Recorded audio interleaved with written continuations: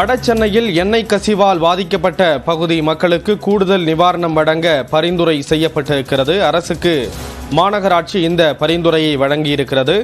வட சென்னையில் எண்ணெய் கழிவால் பாதிக்கப்பட்ட குடும்பங்களுக்கு கூடுதல் நிவாரணம் தர வேண்டும் என்ற ஒரு பரிந்துரை வழங்கப்பட்டிருக்கிறது. 5852 குடும்பங்களுக்கு கூடுதல் நிவாரணம் வழங்க வேண்டும் என்று தமிழ்நாடு அரசுக்கு மாநகராட்சி பரிந்துரையை வழங்கியிருக்கிறது.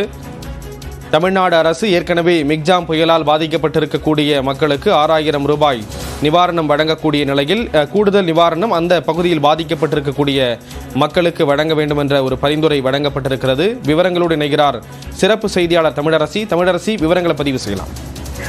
அதாவது வட சென்னையில் கச்சா எண்ணெய் கசிவு ஏற்பட்ட பகுதிகளில் வசிக்கக்கூடிய 5852 குடும்பங்களுக்கு கூடுதல் நிவாரணம் வழங்க வேண்டும் என்று இந்த எண்ணெய் கசிவு தொடர்பாக ஆய்வு செய்வதற்காக அமைக்கப்பட்டிருக்கக்கூடிய சிறப்பு குழு பரிந்துரை செய்திருக்கிறது. குறிப்பாக இந்த புயல் காரணமாக சென்னையில் பெரும்பாலான இடங்கள்ல வெள்ள நீர் சூழ்ந்தது. குறிப்பா வட சென்னையில் மணலி பகுதியில இந்த வெள்ள நீரில் கச்சா எண்ணெய் கசிந்தது. இதன் காரணமாக அந்த பகுதியில வசிக்கக்கூடிய மக்களுக்கு பெரிய பாதிப்பு ஏற்பட்டிருக்கிறது. மீனவர்கள் கடலுக்கு செல்ல முடியாத ஒரு சூழல் என்பது ஏற்பட்டிருக்கிறது. இது தொடர்பாக ஆய்வு செய்வதற்காக சிறப்பு குழுவும் அமைக்கப்பட்டிருக்கிறது.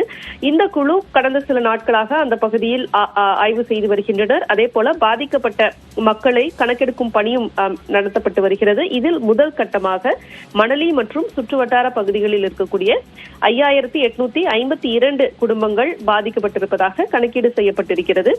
இவர்களுக்கு அரசு வழங்கக்கூடிய அந்த 1000 ரூபாய் நிதி உதவியுடன் கூடுதலாக நிதி அரசுக்கு வழங்க பரிந்துரை செய்யப்பட்டிருக்கிறது.